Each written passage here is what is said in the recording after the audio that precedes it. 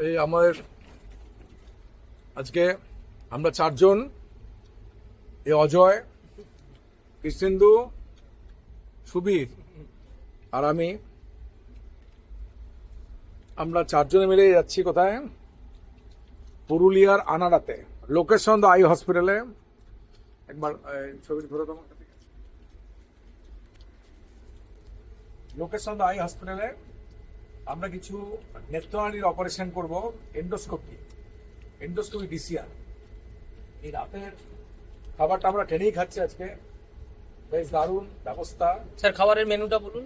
একদম, এখানে আমাদের আছে দেখুন, স্যালাড আছে, সুন্দর ব্যবস্থা। এখানে খাসির মাংস রোস্ট করে বানানো আছে, রুটি, তো অপূর্ব লাগছে।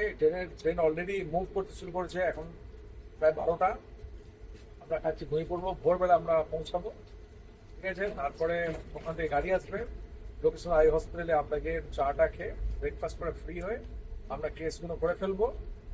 তারপরে লাঞ্চ হবে, লাঞ্চের পরে হয়তো 2-4টা কেস করতে হতে পারে। আমরা একদিনে প্রায় 20টা কাছাকাছি এনডি সেট করি।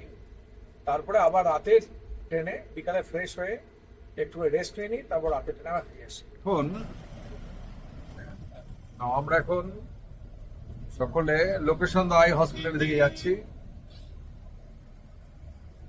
এই যে আমরা সবাই রাস্তায়, আমরা যেহেতু কিছু মালপত্র ওখান থেকে সবকিছু নিয়ে আসি অপারেশন করার জন্য, ক্যাম্প করতে, সুতরাং একটা বাস দেওয়া হয়েছে আমাদের জন্য। এই মালপত্র সব নিয়ে যাচ্ছি আমরা এখন।